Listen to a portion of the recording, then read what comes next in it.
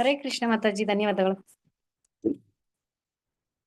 ಓಂ ನಮೋ ಭಗವತೆ ವಾಸುದೇವಾಯ.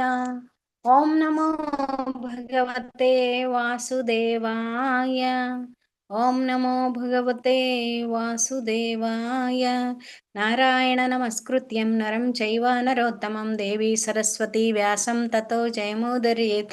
ನಷ್ಟಪ್ರಾಯೇಷು ಭದ್ರೇಷು ನಿತ್ಯಂ ಭಾಗವತ ಸೇವೆಯ ಭಗವತಿ ಉತ್ತಮ ಶ್ಲೋಕೆ ಭಕ್ತಿರ್ಭವತಿ ನೈಷ್ಟಕಿ.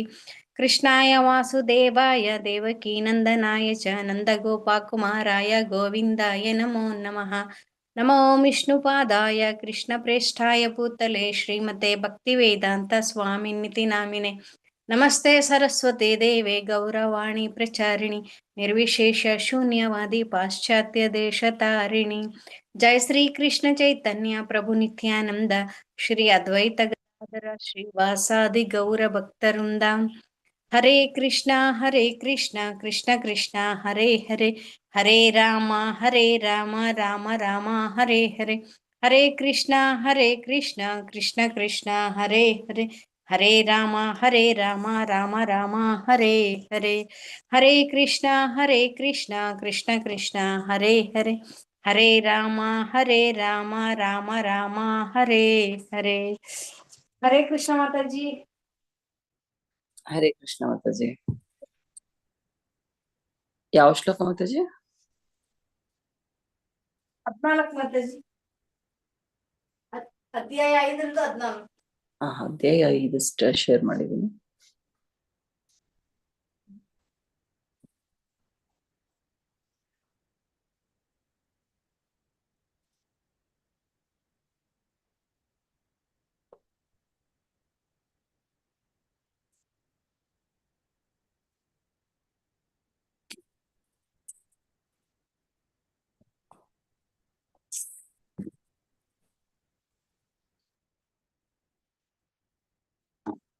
ಮೊದಲನೆಯ ಸ್ಕಂದ 5ನೇ ಅಧ್ಯಾಯ ಶ್ಲೋಕ 14. ತತ್ತನ್ಯತಾ ಕಿಂಚ.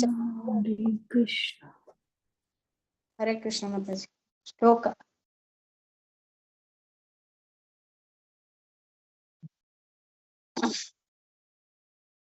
ಶ್ಲೋಕ 14.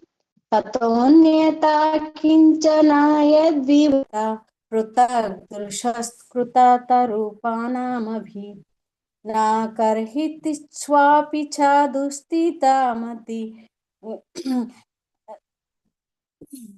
ಲಭೇತವಾತಾಹತನೌ ಇವ ಆಸ್ಪದಂ.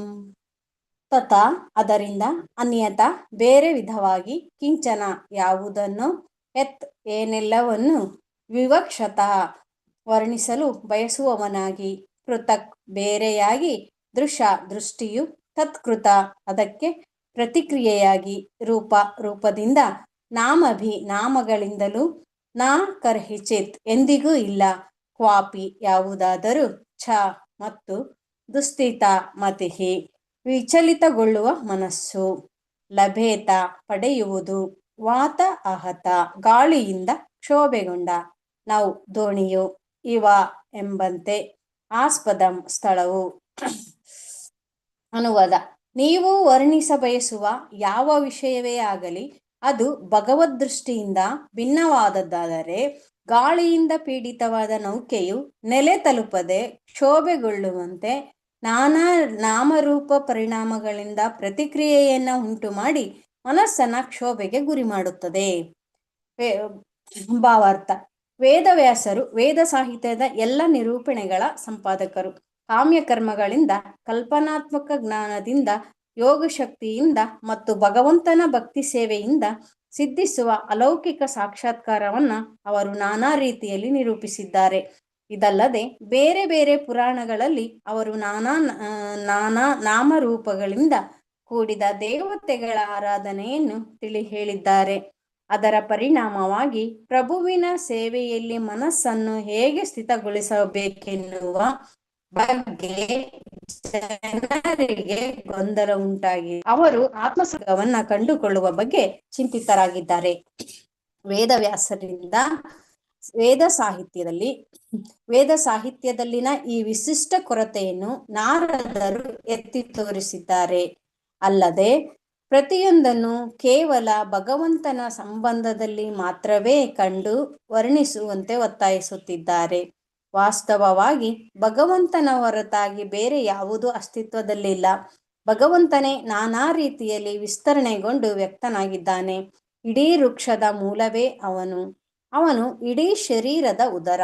ಹೊಟ್ಟೆಗೆ ಆಹಾರ ಒದಗಿಸಿದರೆ ಶರೀರದ ಎಲ್ಲ ಭಾಗಗಳಿಗೆ ಹೇಗೆ ಶಕ್ತಿ ಒದಗುತ್ತದೆಯೋ ಹಾಗೆಯೇ ಬೇರಿಗೆ ನೀರೆರೆದರೆ ಮರದ ಎಲ್ಲ ಕಾಂಡಗಳಿಗೂ ಅದು ಸಲ್ಲುತ್ತದೆ. ಹೀಗಿರುವುದರಿಂದ ವೇದವ್ಯಾಸರು ಭಾಗವತವನ್ನ ಬಿಟ್ಟು ಬೇರೆ ಯಾವ ಪುರಾಣವನ್ನು ರಚಿಸಬಾರದಾಗಿತ್ತು. ಏಕೆಂದರೆ ಭಾಗವತದಿಂದ ಸ್ವಲ್ಪ ಭಿನ್ನವಾದರೂ ಅದು ಆತ್ಮ ಸಾಕ್ಷಾತ್ಕಾರದ ಮಾರ್ಗದಲ್ಲಿ ಅನಾಹುತಕಾರಿಯಾಗಬಹುದು. ಅಲ್ಪ ಭಿನ್ನತೆಗಳೇ ಹಾಗೆ ಅನಾಹುತಕಾರಿಯಾಗುವಾಗ ಪರಿಪೂರ್ಣ ಸತ್ಯನಾದ ಪರಮಪುರುಷನಿಂದ ಪ್ರತ್ಯೇಕವೆನಿಸುವ ವಿಚಾರಗಳನ್ನ ಉದ್ದೇಶಪೂರ್ವಕವಾಗಿ ವಿಸ್ತರಿಸುವುದರ ಬಗ್ಗೆ ಹೇಳುವುದೇನಿದೆ? ಹಲವು ದೇವತೆಗಳ ಪೂಜೆಯಿಂದ ಉಂಟಾಗುವ ದೊಡ್ಡ ದೋಷವೆಂದರೆ ಅದು ಸರ್ವ ದೇವತಾರಾಧನೆಯ ಖಚಿತ ಕಲ್ಪನೆಗೆ ದಾರಿ ಮಾಡುತ್ತದೆ. ಹಲವು ಮತ ಪ್ರಭೇದಗಳನ್ನು ಸೃಷ್ಟಿಸುವ ಅಪಾಯಕ್ಕೆ ಕಾರಣವಾಗುತ್ತದೆ. ಅಲೌಕಿಕ ಪ್ರೇಮಯುತವಾದ ಭಕ್ತಿ ಸೇವೆಯ ಮೂಲಕ ಭಗವಂತನ ಸಂಬಂಧದಲ್ಲಿ ಆತ್ಮ ಸಾಕ್ಷಾತ್ಕಾರ ಪಡೆಯುವಂತೆ ಮಾಡಲು ಭಾಗವತ ಮಾತ್ರವೇ ಸುಸ್ಪಷ್ಟವಾದ ನಿರ್ದೇಶನ ನೀಡಬಲ್ಲದ್ದು. ಆ ನಿರ್ದೇಶನಕ್ಕೆ ಇದು ಕುಠಾರಪ್ರಾಯವಾಗಿ ಪರಿಣಮಿಸುತ್ತದೆ. ಬಿರುಗಾಳಿಗೆ ಸಿಕ್ಕಿದ ನೌಕೆಯ ನಿದರ್ಶನವು ಈ ವಿಷಯದಲ್ಲಿ ಅತ್ಯಂತ ಸಮರ್ಪಕವಾಗಿದೆ. ಬಹು ದೇವತಾವಾದಿಯ ಮನಸ್ಸು ವಿಚಲಿತವಾಗಬಲ್ಲದ್ದು. ತಾನು ಆಯ್ಕೆ ಮಾಡಿಕೊಳ್ಳಬೇಕಾದ ವಸ್ತುವಿನ ಬಗ್ಗೆ ಅದು ಗೊಂದಲಕ್ಕೆ ಗುರಿಯಾಗುವಂತಹುದು. ಆದ್ದರಿಂದ ಅದು ಎಂದಿಗೂ ಪರಿಪೂರ್ಣವಾದ ಆತ್ಮ ಸಾಕ್ಷಾತ್ಕಾರವನ್ನ ಪಡೆಯಲಾರದು. ಶ್ಲೋಕ 15. ಜುಗುಪ್ಸಿತಂ ಧರ್ಮ ಕೃತೇನು ಶಾಸತ ಸ್ವಭಾವ ರಕ್ತಸ್ಯ ಮಹಾನ್ ವ್ಯತಿಕ್ರಮ ಯದ್ವಾಕ್ಯತೋ ಧರ್ಮ ಇತೀತರ ಸ್ಥಿತೋ ನ ಮನ್ಯತೆ ತಸ್ಯ ನಿವಾರಣಂ ಜನ. ಜಿಗುಪ್ಸಿತಂ ಬಹಳ ನಿಂದ್ಯವಾದದ್ದನ್ನು, ಧರ್ಮಕೃತೆ ಧರ್ಮದ ಕಾರಣಕ್ಕಾಗಿ, ಅನುಶಾಸತಃ ಆದೇಶಿಸುವ, ಸ್ವಭಾವ ರಕ್ತಸ್ಯ ಸ್ವಾಭಾವಿಕವಾಗಿಯೇ ಆಸಕ್ತರಾದ, ಮಹಾನ್ ಶ್ರೇಷ್ಠ, ವ್ಯತಿಕ್ರಮ ಅನುಚಿತವಾದುದು, ಯತ್ವಾಕ್ಯತ ಯಾರ ಆದೇಶಕ್ಕನುಸಾರವಾಗಿ, ಧರ್ಮವು ಇತಿ ಹೀಗಿದೆ ಎಂದು ಇತರ ಜನಸಾಮಾನ್ಯರು ಸ್ಥಿತ ನಿರತರಾಗಿರುವರು ನಾ ಮನ್ಯತೆ ಒಪ್ಪಿಕೊಳ್ಳುವುದಿಲ್ಲ, ತಸ್ಯ ಅದರ ನಿವಾರಣಂ ನಿಷೇಧವನ್ನು ಜನ ಅವರು. ಅನುವಾದ. ಜನರು ಸಾಮಾನ್ಯವಾಗಿ ಭೋಗದ ಕಡೆಗೆ ಪ್ರವೃತ್ತಿಯುಳ್ಳವರು. ನೀವು ಧರ್ಮದ ಹೆಸರಿನಲ್ಲಿ ಜನರನ್ನ ಆ ದಿಕ್ಕಿನಲ್ಲಿ ಸಾಗಲು ಪ್ರೋತ್ಸಾಹಿಸಿದ್ದೀರಿ. ಇದು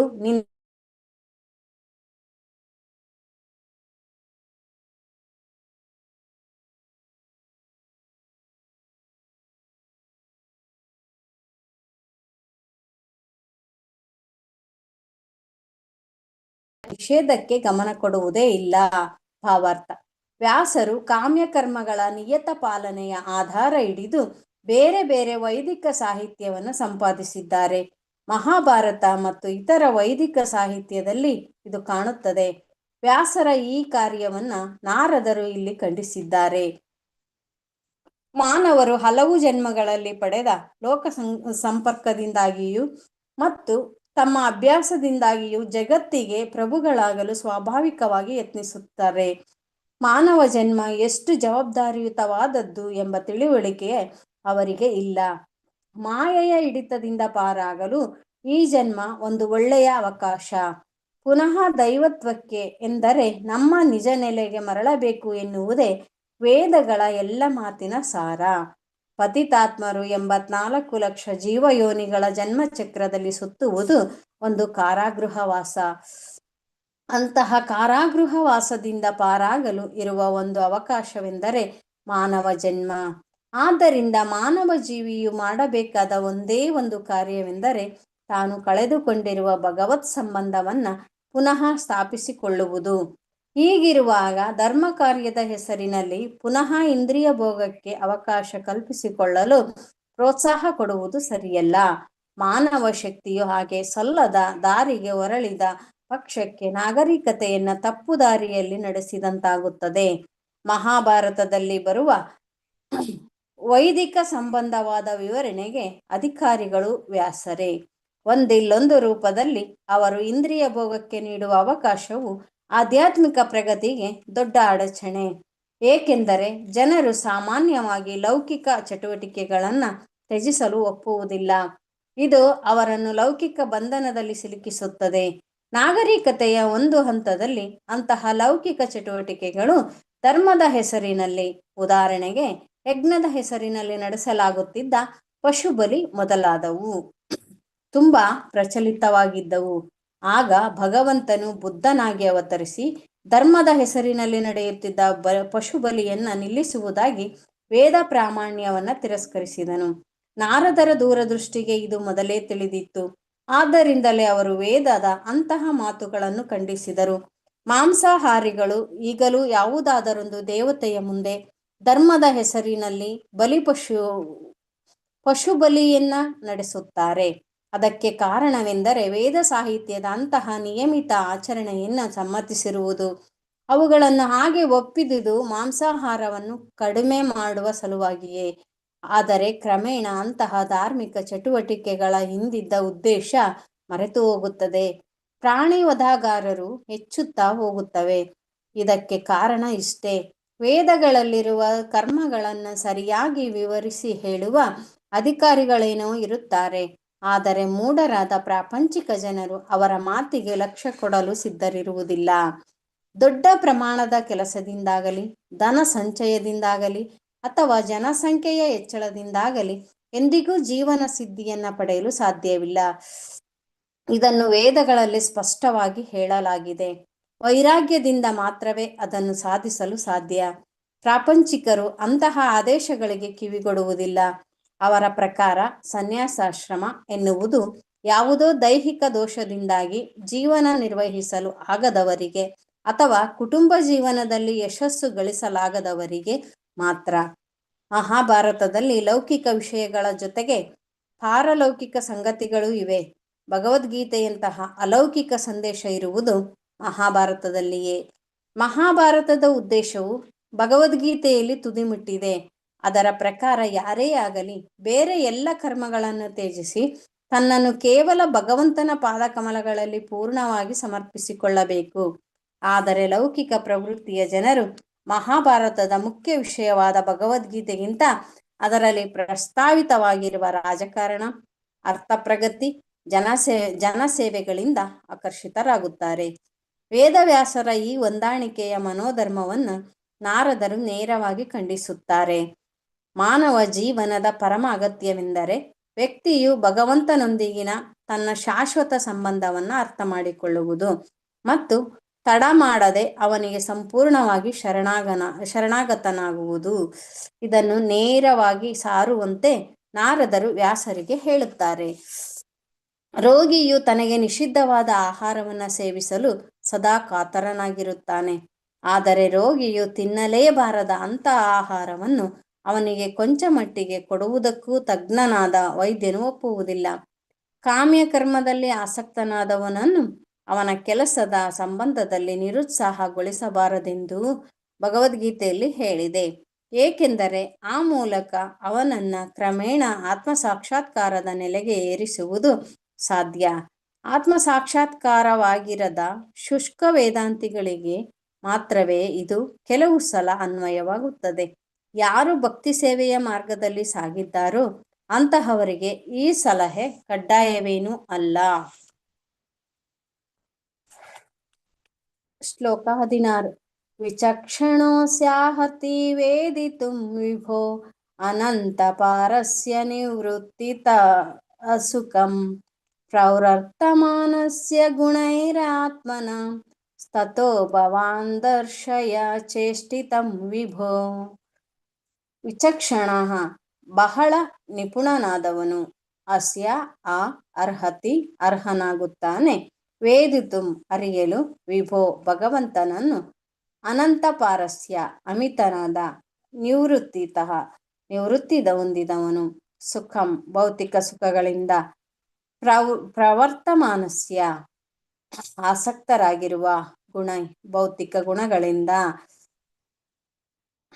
ಅನಾತ್ಮನ ದಿವ್ಯದ ಮೌಲ್ಯದ ಅರಿವಿಲ್ಲದವರಿಗೆ, ತತಃ ಆದ್ದರಿಂದ, ಭವಾನ್ ನೀವು, ದರ್ಶಯ ತೋರಿಸಿ, ಚೇಷ್ಟಿತಂ ಚಟುವಟಿಕೆಗಳನ್ನು, ವಿಭೋ ಭಗವಂತನ.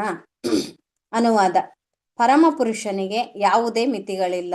ಲೋಕ ಸುಖದ ಚಟುವಟಿಕೆಗಳಿಂದ ನಿವೃತ್ತನಾದ, ತುಂಬ ನಿಪುಣವಾದ ವ್ಯಕ್ತಿಯು ಮಾತ್ರವೇ ಈ ಆಧ್ಯಾತ್ಮಿಕ ಮೌಲ್ಯಗಳ ತಿಳುವಳಿಕೆಯನ್ನು ಪಡೆದುಕೊಳ್ಳಲು ಅರ್ಹನಾಗಿರುತ್ತಾನೆ. ಆದರೆ ಲೋಕ ಮೋಹದಿಂದಾಗಿ ಅದನ್ನು ಅರಿಯುವ ಸ್ಥಿತಿಯಲ್ಲಿ ಇಲ್ಲದ ವ್ಯಕ್ತಿಗಳು ಇರುತ್ತಾರೆ. ಅಂತಹವರಿಗೆ ನೀವು ಪರಮಪುರುಷನ ಅಲೌಕಿಕ ಕಾರ್ಯಗಳನ್ನು ವಿವರಿಸಬೇಕು. ಆ ಮೂಲಕ ಅವರನ್ನು ದಿವ್ಯ ಸಾಕ್ಷಾತ್ಕಾರದ ದಾರಿಗೆ ಹಚ್ಚಬೇಕು. ಭಾವಾರ್ಥ: ದೈವಿ ವಿಜ್ಞಾನವು ತಿಳಿಯಲು ತುಂಬ ಕಷ್ಟಕರವಾದದ್ದು. ಭಗವಂತನ ಅಲೌಕಿಕ ಕಾರ್ಯಗಳ ನಿರೂಪಣೆಯಾದಾಗಲಂತೂ ಅದನ್ನು ಗ್ರಹಿಸುವುದು ಇನ್ನೂ ಹೆಚ್ಚು ಕಷ್ಟ. ಐಹಿಕ ಚಟುವಟಿಕೆಗಳಲ್ಲೇ ಮುಳುಗಿರುವ ಜನಗಳು ಅದನ್ನು ತಿಳಿಯಲಾರರು. ಆಧ್ಯಾತ್ಮಿಕ ಜ್ಞಾನದ ಸಂಸ್ಕಾರ ಪಡೆದು ಐಹಿಕ ಚಟುವಟಿಕೆಗಳಿಂದ ಬಹುಮಟ್ಟಿಗೆ ಪಾರಾದ ವಿಶಿಷ್ಟ ಜನರಿಗೆ ಮಾತ್ರವೇ ಈ ದೈವಿ ವಿಜ್ಞಾನದ ಅಧ್ಯಯನಕ್ಕೆ ಬೇಕಾದ ಯೋಗ್ಯತೆ ಇರುತ್ತದೆ. ಸಹಸ್ರಾರು ಜನರಲ್ಲಿ ಎಲ್ಲೋ ಒಬ್ಬನು ಮಾತ್ರ ಪಾರಮಾರ್ಥಿಕ ಸಾಕ್ಷಾತ್ಕಾರವನ್ನು ಹೊಂದಲು ಅರ್ಹನಾಗುತ್ತಾನೆ ಎಂದು ಭಗವದ್ಗೀತೆಯಲ್ಲಿ ಸ್ಪಷ್ಟವಾಗಿ ಹೇಳಿದೆ. ಹಾಗೆ ಪಾರಮಾರ್ಥಿಕ ಅರಿವು ಇರುವ ಸಹಸ್ರಾರು ಜನರಲ್ಲಿಯೂ ಕೆಲವರು ಮಾತ್ರ ಭಗವಂತನನ್ನು ಒಬ್ಬ ಪುರುಷನನ್ನಾಗಿ ನಿರೂಪಿಸುವ ದೈವಿ ವಿಜ್ಞಾನವನ್ನು ತಿಳಿಯಬಲ್ಲರು. ಆದ್ದರಿಂದಲೇ ಭಗವಂತನ ಅಲೌಕಿಕ ಕಾರ್ಯಗಳನ್ನು ನೇರವಾಗಿ ವರ್ಣಿಸಿ ಭಗವದ್ವಿಜ್ಞಾನವನ್ನು ವಿವರಿಸುವಂತೆ ನಾರದರು ವೇದವ್ಯಾಸರಿಗೆ ಬೋಧಿಸಿದರು. ವ್ಯಾಸರಾದರೂ ಈ ವಿಜ್ಞಾನದಲ್ಲಿ ಪರಿಣತರು ಅಲ್ಲದೆ ಅವರು ಲೋಕಭೋಗದಲ್ಲಿ ನಿರ್ಲಿಪ್ತರಾದವರು. ಆದ್ದರಿಂದ ಅದನ್ನು ವರ್ಣಿಸಲು ವ್ಯಾಸರು ಸರಿಯಾದ ವ್ಯಕ್ತಿ. ಹಾಗೆಯೇ ವ್ಯಾಸಪುತ್ರರಾದ ಶುಕಮುನಿಗಳು ಸಹ ಅದನ್ನು ಕೇಳಲು ತಕ್ಕ ವ್ಯಕ್ತಿ. ಶ್ರೀಮದ್ ಭಾಗವತವು ಅತ್ಯಂತ ಶ್ರೇಷ್ಠವಾದ ದೈವಿ ವಿಜ್ಞಾನ. ಸಾಮಾನ್ಯ ಜನರ ಪಾಲಿಗೆ ಅದು ಔಷಧದ ಹಾಗೆ. ಅದರಲ್ಲಿರುವುದೆಲ್ಲ ಭಗವಂತನ ಅಲೌಕಿಕ ಕಾರ್ಯಗಳ ನಿರೂಪಣೆ. ಆದ್ದರಿಂದ ಅದಕ್ಕೂ ಭಗವಂತನಿಗೂ ನಡುವೆ ಯಾವ ಭೇದವೂ ಇಲ್ಲ. ಅದು ಭಗವಂತನ ಸಾಹಿತ್ಯ ರೂಪವಾದ ಅವತಾರ. ಹೀಗಿರುತ್ತಾ ಸಾಮಾನ್ಯ ಜನರು ಅದರ ಮೂಲಕ ಭಗವಂತನ ಲೀಲಾ ನಿರೂಪಣೆಯನ್ನು ಶ್ರವಣ ಮಾಡಬಹುದು. ಆದ್ದರಿಂದ ಅವರಿಗೆ ಭಗವಂತನ ಸಂಬಂಧ ಏರ್ಪಟ್ಟು ಕ್ರಮೇಣ ಅವರು ಲೋಕವ್ಯಾಧಿಗಳಿಂದ ಶುದ್ಧರಾಗಲು ಸಮರ್ಥರಾಗುವರು. ತಜ್ಞರಾದ ಭಕ್ತರು ಕೂಡ ಅಂತಹವರನ್ನು ಪರಿವರ್ತಿಸಲು ಕಾಲದೇಶಗಳಿಗೆ ಅನುಗುಣವಾದ ಹೊಸ ಹೊಸ ರೀತಿ ವಿಧಾನಗಳನ್ನು ಕಂಡುಕೊಳ್ಳಬಹುದು. ಭಕ್ತಿ ಸೇವೆ ಎನ್ನುವುದು ಚೈತನ್ಯಪೂರ್ಣವಾದ ಚಟುವಟಿಕೆ. ಮಂದ ಬುದ್ಧಿಯ ಲೌಕಿಕ ಜನತೆಯಲ್ಲಿ ಅದನ್ನು ಬಿತ್ತಲು ಯೋಗ್ಯವಾದ ವಿಧಾನಗಳನ್ನು ತಜ್ಞರಾದ ಭಕ್ತರು ಕಂಡುಕೊಳ್ಳಬಹುದು. ಭಗವಂತನ ಸೇವೆಯ ಸಂಬಂಧದಲ್ಲಿ ಭಕ್ತರು ನಡೆಸುವ ಅಂತಹ ಅಲೌಕಿಕ ಕಾರ್ಯಗಳು ಲೋಕಾಸಕ್ತರಾದ ಮೂಢ ಜನರ ಸಮಾಜದಲ್ಲಿ ಹೊಸ ಜೀವನ ರೀತಿಯನ್ನೇ ತೆರೆಯಬಹುದು. ಶ್ರೀ ಚೈತನ್ಯ ಮಹಾಪ್ರಭುಗಳು ಮತ್ತು ಅವರ ಅನಂತರ ಬಂದ ಅನುಯಾಯಿಗಳು ಈ ದಿಕ್ಕಿನಲ್ಲಿ ತುಂಬ ಪರಿಣತಿಯನ್ನು ತೋರಿಸಿದ್ದಾರೆ. ಈಗ ಯಾರಾದರೂ ಅದೇ ವಿಧಾನವನ್ನು ಅನುಸರಿಸಬಹುದು. ಹಾಗೆ ಮಾಡಿ ಕಲಹಮಯವಾದ ಈ ಯುಗದ ಲೌಕಿಕರಿಗೆ ಪಾರಮಾರ್ಥಿಕ ತಿಳುವಳಿಕೆಯಿಂದ ಕೂಡಿದ ಶಾಂತ ಜೀವನ ದೊರೆಯುವಂತೆ ಮಾಡಬಹುದು. ಶ್ಲೋಕ 17. ತ್ಯಕ್ತ್ವಾ ಸ್ವಧರ್ಮಂ ಚರಣಾಂಬುಜಂ ಹರೇ ಭಜನ್ನ ಪಕ್ವೋಥ ಪತೆ ತತೋ ಯದಿ ಯತ್ರ ಕ್ವ ವಾ ಭದ್ರ ಮಾಬೂದ ಮುಷ್ಯಕಿ ಕೋ ವಾರ್ತ ಆಪ್ತೋ ಭಜತಾಂ ಸ್ವಧರ್ಮತಃ. ತ್ಯಕ್ತ್ವಾ ತ್ಯಜಿಸಿ, ಸ್ವಧರ್ಮಂ ತನ್ನ ಉದ್ಯೋಗವನ್ನು, ಚರಣ ಅಂಬುಜಂ ಪಾದಕಮಲವನ್ನು, ಹರಿಯ ಭಜನ್ ಭಕ್ತಿ ಸೇವೆಯ ಅವಧಿಯಲ್ಲಿ, ಅಪಕ್ವ ಅಪರಿಣತನಾದ, ಅತ ಕಾರಣಕ್ಕಾಗಿ, ಪತೇತ್ ಪತನ ಹೊಂದಿದರೆ, ತತ ಅಲ್ಲಿಂದ, ಯದಿ ಏನಾದರೂ, ಎತ್ರ ಎಲ್ಲಿ, ಕ್ವ ಯಾವ ರೀತಿಯ, ವಾ ಅಥವಾ ವ್ಯಂಗ್ಯವಾಗಿ ಬಳಸಲಾಗಿದೆ. ಅಭದ್ರಂ ಅಮಂಗಳಕರವಾದ, ಅಭೂತ್ ನಡೆಯುವುದು, ಅಮುಷ್ಯ ಅವನ, ಕಿಂ ಏನೂ ಇಲ್ಲ, ಕ ವಾ ಅರ್ಥಃ ಯಾವ ಪ್ರಯೋಜನವನ್ನು ತಾನೇ, ಆಪ್ತಃ ಪಡೆದುಕೊಂಡನು, ಅಭಜತಾಂ ಭಕ್ತನಲ್ಲದವನ, ಸ್ವಧರ್ಮತಃ ಉದ್ಯೋಗ ಸೇವೆಯಲ್ಲಿ ನಿರತನಾಗಿ. ಅನುವಾದ: ಭಗವಂತನ ಭಕ್ತಿ ಸೇವೆ ಮಾಡುವ ಸಲುವಾಗಿ ತನ್ನ ಲೌಕಿಕ ವೃತ್ತಿಯನ್ನು ಬಿಟ್ಟುಕೊಟ್ಟ ವ್ಯಕ್ತಿಯು ಕೆಲವೊಮ್ಮೆ ಇನ್ನೂ ಅಪಕ್ವ ಸ್ಥಿತಿಯಲ್ಲಿ ಇರುವಾಗ ಪತಿತನಾಗಬಹುದು. ಆದರೂ ಅವನು ವಿಫಲನಾಗುವ ಅಪಾಯವಿಲ್ಲ. ಇದಕ್ಕೆ ಪ್ರತಿಯಾಗಿ ಭಕ್ತನಲ್ಲದ ವ್ಯಕ್ತಿ ತನ್ನ ಲೌಕಿಕ ವೃತ್ತಿಯಲ್ಲಿ ಪೂರ್ಣವಾಗಿ ನಿರತನಾಗಿದ್ದರೂ ಅದರಿಂದ ಯಾವ ಪ್ರಯೋಜನವೂ ಇಲ್ಲ. ಭಾವಾರ್ಥ: ಮಾನವರು ನಿರ್ವಹಿಸಬೇಕಾದ ಕರ್ತವ್ಯಗಳು ಅಸಂಖ್ಯಾತವಾಗಿವೆ. ಪ್ರತಿಯೊಬ್ಬನು ತನ್ನ ತಂದೆ ತಾಯಿ, ಕುಟುಂಬ, ಸಮಾಜ, ದೇಶ, ಮಾನವ ಸಮೂಹ, ಅನ್ಯಜೀವಿಗಳು, ದೇವತೆಗಳು ಇವರಿಗೆ ಸಲ್ಲಿಸಬೇಕಾದ ಕರ್ತವ್ಯಗಳಿವೆ. ಅಲ್ಲದೆ ಮಹಾದಾರ್ಶನಿಕರಿಗೆ, ಕವಿಗಳಿಗೆ, ವಿಜ್ಞಾನಿಗಳೇ ಮೊದಲಾದವರಿಗೆ ಕೂಡ ಅವನು ಕರ್ತವ್ಯದಿಂದ ಬದ್ಧನಾಗಿದ್ದಾನೆ. ಆದರೆ ಅಂತಹ ಎಲ್ಲ ಕರ್ತವ್ಯಗಳನ್ನು ತ್ಯಜಿಸಿ ಒಬ್ಬ ವ್ಯಕ್ತಿಯು ತನ್ನನ್ನು ಭಗವತ್ ಸೇವೆಗೆ ಸಮರ್ಪಿಸಿಕೊಳ್ಳಬಹುದೆಂದು ಶಾಸ್ತ್ರಗಳಲ್ಲಿ ಹೇಳಿದೆ. ಹಾಗೆ ಮಾಡಿ ಭಗವಂತನ ಭಕ್ತಿ ಸೇವೆ ನಡೆಸುವುದರಲ್ಲಿ ಯಶಸ್ವಿಯಾದರೆ ಅದು ತುಂಬ ಒಳ್ಳೆಯದು. ಆದರೆ ಕೆಲವು ಸಲ ಒಬ್ಬ ವ್ಯಕ್ತಿಯು ತಾತ್ಕಾಲಿಕ ಭಾವಾವೇಶದಿಂದ ಭಗವತ್ ಸೇವೆಗೆ ತನ್ನನ್ನು ಅರ್ಪಿಸಿಕೊಂಡು ಮುಂದೆ ಯಾವ ಕಾರಣಗಳಿಂದಲೋ ಸಲ್ಲದ ಸಂಘಕ್ಕೆ ಬಿದ್ದು ಭಕ್ತಿ ಸೇವೆಯಿಂದ ವಿಮುಖನಾಗಬಹುದು. ಇತಿಹಾಸದಲ್ಲಿ ಇಂತಹ ಹಲವು ಉದಾಹರಣೆಗಳಿವೆ. ಭರತ ಮಹಾರಾಜನು ಜಿಂಕೆಯೊಂದರ ವ್ಯಾಮೋಹಕ್ಕೆ ಸಿಕ್ಕಿಬಿದ್ದದ್ದರಿಂದ ಜಿಂಕೆಯಾಗಿ ಜನಿಸಬೇಕಾಯಿತು. ಸಾಯುವಾಗ ಅವನು ತನ್ನ ಜಿಂಕೆಯ ಬಗ್ಗೆಯೇ ಯೋಚಿಸುತ್ತಿದ್ದ. ಫಲವಾಗಿ ತನ್ನ ಹಿಂದಿನ ಜನ್ಮದ ಘಟನೆಯ ನೆನಪು ಇದ್ದರೂ ಅವನು ಜಿಂಕೆಯಾಗಿ ಹುಟ್ಟಬೇಕಾಯಿತು. ಚಿತ್ರಕೇತು ಕೂಡ ಶಿವನ ಸನ್ನಿಧಿಯಲ್ಲಿ ತಪ್ಪು ಮಾಡಿದ್ದರಿಂದ ಪತನ ಹೊಂದಿದ. ಹೀಗೆ ಪತನಗೊಳ್ಳುವ ಸಾಧ್ಯತೆ ಇದ್ದಾಗ ಸಹ ಒಂದು ಚೇತನ ಭಗವಂತನ ಪಾದಕಮಲಗಳಲ್ಲಿ ಶರಣಾದದ್ದಕ್ಕೆ ಒತ್ತು ಕೊಡಲಾಗಿದೆ. ಏಕೆಂದರೆ ಜೀವಿಯು ಭಕ್ತಿ ಸೇವೆಯ ಕರ್ತವ್ಯಗಳಿಂದ ಪತನ ಹೊಂದಿದ ಹೊತ್ತಿನಲ್ಲಿಯೂ ಭಗವಂತನ ಪಾದಕಮಲಗಳನ್ನು ಎಂದಿಗೂ ಮರೆಯುವುದಿಲ್ಲ. ಒಮ್ಮೆ ಅದು ಭಗವತ್ ಸೇವೆಯಲ್ಲಿ ತೊಡಗಿದರೆ ಆಯಿತು. ಮುಂದೆ ಎಲ್ಲ ಸನ್ನಿವೇಶಗಳಲ್ಲಿಯೂ ಅದು ಆ ಸೇವೆಯಲ್ಲಿ ಮುಂದುವರಿಯುವುದು. ಅಲ್ಪವಾದ ಭಕ್ತಿ ಸೇವೆ ಕೂಡ ವ್ಯಕ್ತಿಯನ್ನು ಗಂಡಾಂತರದಿಂದ ಕಾಪಾಡಬಲ್ಲದು ಎಂದು ಭಗವದ್ಗೀತೆಯಲ್ಲಿ ಹೇಳಲಾಗಿದೆ. ಇತಿಹಾಸದಲ್ಲಿ ಇಂತಹ ಹಲವು ನಿದರ್ಶನಗಳಿವೆ. ಅಜಾಮಿಳನ ಪ್ರಸಂಗ ಅವುಗಳಲ್ಲಿ ಒಂದು. ಅಜಾಮಿಳ ಮೊದಲಲ್ಲಿ ಭಕ್ತನಾಗಿದ್ದ, ಯೌವನದಲ್ಲಿ ಪತಿತನಾದ. ಆದರೂ ಭಗವಂತ ಅವನನ್ನು ಕೊನೆಯಲ್ಲಿ ಕಾಪಾಡಿದ. ಶ್ಲೋಕ 18.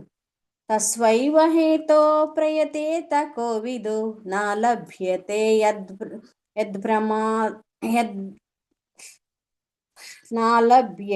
ಯತ್ ಭ್ರಮತಾತು ಪರ್ಯದ ತಲ್ಲಭ್ಯತೆ ದುಃಖವದನ್ಯತಾ ಸುಖಂ ಕಾಲೇನ ಸರ್ವತ್ರ ಗಂಭೀರರಂಸಃ. ತಸ್ಯ ಆ ಏವ ಒಂದೇ, ಹೇತೋ ಕಾರಣಕ್ಕಾಗಿ, ಪ್ರಯತೇತ ಪ್ರಯತ್ನಿಸಬೇಕು, ಕೋವಿದ ತತ್ವಜ್ಞಾನದಲ್ಲಿ ಒಲವಿರುವವನು, ನ ಲಭ್ಯತೆ ಲಭಿಸುವುದಿಲ್ಲ, ಯತ್ ಯಾವುದು, ಭ್ರಮತಾತ್ ಸಂಚರಿಸುತ್ತಿರುವವರಿಗೆ, ಉಪರಿ ಅತಃ ಮೇಲಿನಿಂದ ಕೆಳಗಿನವರೆಗೆ, ತತ್ ಆ ಲಭ್ಯತೆ ಲಭಿಸಬಹುದು, ದುಃಖವತ್ ಕ್ಲೇಶಗಳಂತೆ, ಅನ್ಯತಃ ಪೂರ್ವಕರ್ಮದ ಫಲವಾಗಿ, ಸುಖಂ ಇಂದ್ರಿಯ ಸುಖವು, ಕಾಲೇನ ಕಾಲಾನುಕ್ರಮದಲ್ಲಿ, ಸರ್ವತ್ರ ಎಲ್ಲ ಕಡೆಯೂ, ಗಭೀರ ಸೂಕ್ಷ್ಮ, ರಂಸಃ ಉನ್ನತಿಯಿಂದ. ಅನುವಾದ: ಅತ್ಯಂತ ಮೇಲಿನ ಬ್ರಹ್ಮಲೋಕದಿಂದ ಅತ್ಯಂತ ಕೆಳಗಿನ ಪಾತಾಳ ಲೋಕದವರೆಗೆ ಅಲೆದರೂ ಯಾವುದು ದುರ್ಲಭವಾಗಿದೆಯೋ ಅಂತಹ ಉದ್ದೇಶ ಸಾಧನೆಗಾಗಿ ಮಾತ್ರವೇ ಬುದ್ಧಿವಂತರು ಮತ್ತು ತತ್ವಾಸಕ್ತರು ಆದವರು ಪ್ರಯತ್ನಿಸಬೇಕು. ಇಂದ್ರಿಯ ಭೋಗದಿಂದ ಸಿಗುವ ಸುಖದ ಬಗ್ಗೆ ಒಂದು ಮಾತು. ನಾವು ಬಯಸದಿದ್ದರೂ ಕಾಲಾನಂತರ ನಮಗೆ ಹೇಗೆ ದುಃಖ ಪ್ರಾಪ್ತವಾಗುವುದೋ ಹಾಗೆಯೇ ವಿಷಯ ಸುಖ ಕೂಡ ಕಾಲಾನಂತರ ತಾನಾಗಿಯೇ ಲಭ್ಯವಾಗುತ್ತದೆ. ಭಾವಾರ್ಥ: ಅತಿ ಹೆಚ್ಚಿನ ಪ್ರಮಾಣದಲ್ಲಿ ಇಂದ್ರಿಯ ಭೋಗ ಅನುಭವಿಸಲು ಎಲ್ಲರೂ ಎಲ್ಲ ಕಡೆಯಲ್ಲೂ ನಾನಾ ಪ್ರಯತ್ನ ಮಾಡುತ್ತಿದ್ದಾರೆ. ವ್ಯಾಪಾರ, ಉದ್ದಿಮೆ, ಆರ್ಥಿಕ ಅಭಿವೃದ್ಧಿ, ರಾಜಕೀಯ ಪ್ರಾಮುಖ್ಯ ಇವೇ ಮೊದಲಾದವುಗಳಲ್ಲಿ ಕೆಲವರು ನಿರತರಾಗಿದ್ದಾರೆ. ಇನ್ನು ಕೆಲವರು ಮುಂದಿನ ಜನ್ಮಗಳಲ್ಲಿ ಮೇಲಿನ ಲೋಕಗಳನ್ನು ಪಡೆದು ಸುಖ ಪಡುವುದಕ್ಕಾಗಿ ಕಾಮ್ಯ ಕರ್ಮಗಳಲ್ಲಿ ನಿರತರಾಗಿದ್ದಾರೆ. ಚಂದ್ರಲೋಕದಲ್ಲಿರುವವರು ಸೋಮರಸವನ್ನು ಸೇವಿಸಿ ಹೆಚ್ಚಿನ ಇಂದ್ರಿಯ ಸುಖ ಪಡೆಯುವರು ಎನ್ನಲಾಗಿದೆ. ಹಾಗೆಯೇ ದಾನ ಧರ್ಮಗಳನ್ನು ಮಾಡಿದವರು ಪಿತೃಲೋಕಕ್ಕೆ ಹೋಗುವರು ಎಂದು ಹೇಳಲಾಗಿದೆ. ಆದ್ದರಿಂದ ಆ ಜನ್ಮದಲ್ಲಿಯೋ ಮುಂದಿನ ಜನ್ಮದಲ್ಲಿಯೋ ವಿಷಯ ಭೋಗ ಅನುಭವಿಸಲು ಬಗೆ ಬಗೆಯ ಕಾರ್ಯಕ್ರಮಗಳನ್ನು ಹಾಕಿಕೊಳ್ಳಲಾಗುತ್ತಿದೆ. ಸ್ಪುಟ್ನಿಕ್ ಮೊದಲಾದ ಯಂತ್ರಗಳನ್ನು ಬಳಸಿ ಚಂದ್ರನನ್ನು ಅಥವಾ ಇತರ ಲೋಕಗಳನ್ನು ತಲುಪಲು ಮತ್ತೆ ಕೆಲವರು ಪ್ರಯತ್ನಿಸುತ್ತಿದ್ದಾರೆ. ಯಾವುದೇ ಉತ್ತಮ ಕರ್ಮವನ್ನು ಮಾಡದೆ ಅಂತಹ ಲೋಕಗಳಲ್ಲಿ ಸೇರಿಕೊಳ್ಳಲು ಅವರು ತುಂಬ ಆತುರರಾಗಿದ್ದಾರೆ. ಆದರೆ ಹಾಗೆ ಆಗುವುದಿಲ್ಲ. ಅವರವರು ಮಾಡಿದ ಕರ್ಮಾನುಸಾರ ಬೇರೆ ಬೇರೆ ಮಟ್ಟದ ಜೀವಿಗಳಿಗೆ ಬೇರೆ ಬೇರೆ ಸ್ಥಾನಗಳು ದೊರೆಯುವಂತೆ ಪರಮಪುರುಷನ ನಿಯಮವಿದೆ. ಶಾಸ್ತ್ರಗಳಲ್ಲಿ ಹೇಳಿರುವಂತೆ ಸತ್ಕರ್ಮಗಳನ್ನು ಮಾಡುವುದರಿಂದ ಮಾತ್ರವೇ ಒಬ್ಬ ವ್ಯಕ್ತಿಯು ಒಳ್ಳೆಯ ಕುಟುಂಬದಲ್ಲಿ ಜನಿಸಿ ಐಶ್ವರ್ಯ, ವಿದ್ಯೆ, ರೂಪಗಳನ್ನು ಹೊಂದುತ್ತಾನೆ. ಸತ್ಕರ್ಮದ ಫಲವಾಗಿ ಈ ಜನ್ಮದಲ್ಲಿ ಕೂಡ ವಿದ್ಯೆ, ಐಶ್ವರ್ಯಗಳನ್ನು ಗಳಿಸುವುದನ್ನು ನಾವು ಕಾಣುತ್ತೇವೆ. ಹಾಗೆಯೇ ಸತ್ಕರ್ಮದಿಂದ ಮಾತ್ರವೇ ನಮ್ಮ ಮುಂದಿನ ಜನ್ಮದಲ್ಲಿ ನಾವು ಬಯಸಿದ ಪದವಿಗಳನ್ನು ಪಡೆಯುತ್ತೇವೆ. ಇಲ್ಲದಿದ್ದರೆ ಇಬ್ಬರು ವ್ಯಕ್ತಿಗಳು ಏಕಕಾಲದಲ್ಲಿ ಒಂದೇ ಸ್ಥಳದಲ್ಲಿ ಹುಟ್ಟಿದರೂ ತಮ್ಮ ಹಿಂದಿನ ಕರ್ಮಗಳಿಗೆ ತಕ್ಕಂತೆ ಬೇರೆ ಬೇರೆ ಸ್ಥಾನಗಳನ್ನು ಪಡೆಯುತ್ತಿರಲಿಲ್ಲ. ಇಷ್ಟಾದರೂ ಅಂತಹ ಎಲ್ಲ ಲೌಕಿಕ ಸ್ಥಾನಮಾನಗಳು ನಶ್ವರವಾದವು. ಅತ್ಯುನ್ನತವಾದ ಬ್ರಹ್ಮಲೋಕ ಮತ್ತು ಅತಿ ಕೆಳಗಿನ ಪಾತಾಳ ಲೋಕಗಳ ಸ್ಥಾನಮಾನಗಳು ಸಹ ನಮ್ಮ ಕರ್ಮಗಳಿಗೆ ಅನುಗುಣವಾಗಿ ಬದಲಾಗುತ್ತವೆ. ತಾತ್ವಿಕವಾದ ಆಸಕ್ತಿ ಇರುವವನು ಬದಲಾವಣೆಗೆ ಗುರಿಯಾದ ಅಂತಹ ಸ್ಥಾನಮಾನಗಳ ಪ್ರಲೋಭನೆಗೆ ಸಿಗಬಾರದು. ಜ್ಞಾನ ಆನಂದಗಳಿಂದ ಕೂಡಿದ ಶಾಶ್ವತ ಜೀವನಕ್ಕಾಗಿಯೇ ಅವನು ಯತ್ನಿಸಬೇಕು. ಅದನ್ನು ಪಡೆದವರು ಮತ್ತೆ ಈ ಲೋಕದ ಅಥವಾ ಇತರ ಲೋಕಗಳ ಕ್ಲೇಶಮಯ ಜೀವನಕ್ಕೆ ಎಂದೂ ಹಿಂದಿರುಗಬೇಕಾಗಿಲ್ಲ. ಕ್ಲೇಶಗಳು ಮತ್ತು ದುಃಖ ಮಿಶ್ರಿತ ಲೋಕಗಳಲ್ಲಿಯೂ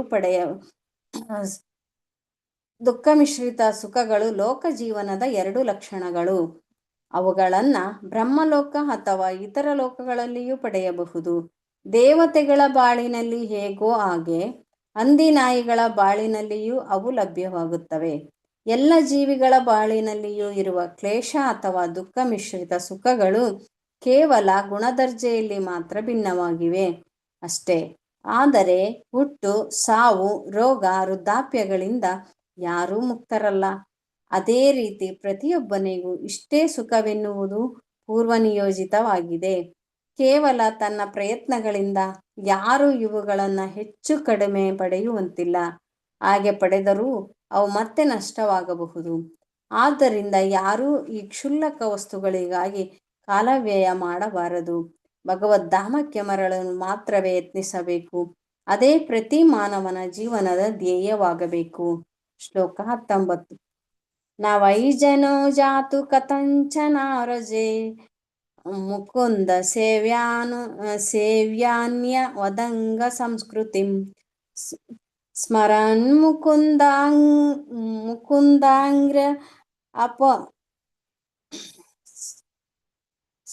ಮುಕುಂದಾಂಗ್ರ ಉಪಗೂಹನಂ ಪುನಃ ವಿಹಾತುಂ ಇಚ್ಛೇತ್ನ ರಸಗ್ರಹ ಜನ.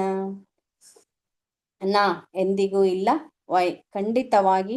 ಜನಃ ಒಬ್ಬ ವ್ಯಕ್ತಿಯು ಜಾತು ಯಾವ ಸಮಯದಲ್ಲಾದರೂ ಕಥಂಚನ ಯಾವುದಾದರೂ ರೀತಿಯಲ್ಲಿ ಅವ್ರಜೇತ್ ಹೊಂದುವುದಿಲ್ಲ. ಮುಕುಂದ ಸೇವಿ ಭಗವದ್ಭಕ್ತನು. ಅನ್ಯವತ್ ಇತರರಂತೆ. ಅಂಗ ಎಲೈ ನನಗೆ ಪ್ರಿಯನಾದವನೇ. ಸಂಸ್ಕೃತಿಂ ಭೌತಿಕ ಅಸ್ತಿತ್ವವನ್ನು. ಸ್ಮರನ್ ನೆನೆಸಿಕೊಳ್ಳುತ್ತಾ. ಮುಕುಂದ ಆಂಗ್ರೆ ಭಗವಂತನ ಪಾದಕಮಲಗಳನ್ನು. ಉಪಗೂಹನಂ ಆಲಂಗಿಸಿಕೊಳ್ಳುತ್ತಾ. ಪುನಃ ಮತ್ತೆ. ವಿಹಾತುಂ ತ್ಯಜಿಸಲು. ಇಚ್ಛೇತ್ ಬಯಸುವನು. ನಾ ಎಂದಿಗೂ ಇಲ್ಲ ರಸಗ್ರಹ. ರಸವನ್ನ ಸ್ವಾದಿಸಿದವನು ಜನ ವ್ಯಕ್ತಿಯು. ಅನುವಾದ. ಪ್ರಿಯ ವ್ಯಾಸ ಮಹರ್ಷಿಗಳೇ, ಶ್ರೀಕೃಷ್ಣನ ಭಕ್ತನು ಕೆಲವೊಮ್ಮೆ ಏನಾದರೊಂದು ಕಾರಣದಿಂದ ಪತನ ಹೊಂದಿದರೂ ಅವನು ಖಂಡಿತವಾಗಿಯೂ ಅಂದರೆ ಇತರ ಕರ್ಮಿಗಳಂತೆ ಲೋಕ ಜೀವನದಲ್ಲಿ ತೊಡಗುವುದಿಲ್ಲ. ಏಕೆಂದರೆ ಒಮ್ಮೆ ಭಗವಂತನ ಪಾದಕಮಲಗಳ ಸವಿ ಅನುಭವಿಸಿದವನು ಆ ಆನಂದೋದ್ಮಾನವನ್ನೇ ಮತ್ತೆ ಮತ್ತೆ ಸ್ಮರಿಸುವುದಲ್ಲದೆ ಬೇರೆ ಏನನ್ನೂ ಮಾಡಲಾರನು. ಭಾವಾರ್ಥ. ಭಗವದ್ಭಕ್ತನು ತಾನಾಗಿಯೇ ಲೌಕಿಕ ಆಕರ್ಷಣೆಯಲ್ಲಿ ಅನಾಸಕ್ತನಾಗುತ್ತಾನೆ. ಏಕೆಂದರೆ ಅವನು ರಸಗ್ರಹ, ಎಂದರೆ ಶ್ರೀಕೃಷ್ಣನ ಪಾದಪದ್ಮಗಳ ಮಕರಂದವನ್ನು ಸವಿದವನು. ಕಾಮ್ಯಕರ್ಮಿಗಳು ಅವನತಿಗೆ ತುತ್ತಾಗುವ ಸಂಭವ ಸದಾ ಇದ್ದೇ ಇದೆ. ಅವರಂತೆ ಭಗವದ್ಭಕ್ತರು ಸಹ ಸಲ್ಲದ ಸಂಘದಿಂದಾಗಿ ಪತಿತರಾದ ಅನೇಕ ದೃಷ್ಟಾಂತಗಳು ಖಂಡಿತವಾಗಿವೆ. ಆದರೆ ಪತನ ಹೊಂದಿದ ಭಕ್ತನನ್ನು ಎಂದಿಗೂ ಪತಿತನಾದ ಕರ್ಮಿಯಂತೆ ಪರಿಗಣಿಸುವುದಂತಿಲ್ಲ. ಕರ್ಮಿಯು ತನ್ನ ಕಾಮ್ಯಕರ್ಮಗಳ ಫಲವನ್ನು ಅನುಭವಿಸುತ್ತಾನೆ. ಭಕ್ತನಾದರೂ ಭಗವಂತನೇ ನೀಡಿದ ದಂಡನೆಯಿಂದ ಸುಧಾರಣೆಗೊಳ್ಳುತ್ತಾನೆ. ಅನಾಥನೊಬ್ಬನ ದುಃಖ ಮತ್ತು ರಾಜನ ಪ್ರಿಯ ಪುತ್ರನ ದುಃಖ ಎರಡೂ ಒಂದೇ ಅಲ್ಲ. ಅನಾಥನು ನಿಜವಾಗಿ ನಿರ್ಗತಿಕ, ಏಕೆಂದರೆ ಅವನನ್ನು ನೋಡಿಕೊಳ್ಳುವವರು ಯಾರೂ ಇಲ್ಲ. ಆದರೆ ಶ್ರೀಮಂತನ ಪ್ರೀತಿಯ ಪುತ್ರನ ವಿಷಯಾಗಲ್ಲ. ಅವನು ಅನಾಥನ ಮಟ್ಟದಲ್ಲಿಯೇ ಇರುವಂತೆ ಕಾಣುತ್ತಾನೆ ನಿಜ, ಆದರೆ ಅವನಿಗೆ ಸಮರ್ಥನಾದ ತಂದೆಯ ರಕ್ಷೆ ಇದೆ. ಭಗವದ್ಭಕ್ತನು ತಪ್ಪು ಸಹವಾಸದಿಂದಾಗಿ ಕೆಲವು ಸಲ ಕಾಮ್ಯಕರ್ಮಿಗಳನ್ನು ಅನುಕರಿಸಲು ಯತ್ನಿಸುವುದುಂಟು. ಕಾಮ್ಯಕರ್ಮಿಗಳು ಲೌಕಿಕ ಜಗತ್ತಿನ ಒಡೆಯರಾಗಲು ಬಯಸುತ್ತಾರೆ. ಅನುಭವವಿಲ್ಲದ ಭಕ್ತನು ಕೂಡ ಅವಿವೇಕದಿಂದ ಭಕ್ತಿ ಸೇವೆಗೆ ಪ್ರತಿಯಾಗಿ ಯಾವುದೋ ಲೌಕಿಕ ಶಕ್ತಿಯನ್ನು ಗ್ರಹಿಸಲು ಯೋಚಿಸಬಹುದು. ಅಂತಹ ಮೂಢ ಭಕ್ತರು ಸ್ವಯಂ ಭಗವಂತನಿಂದಾಗಿಯೇ ಕಷ್ಟಕ್ಕೆ ಗುರಿಯಾಗುತ್ತಾರೆ.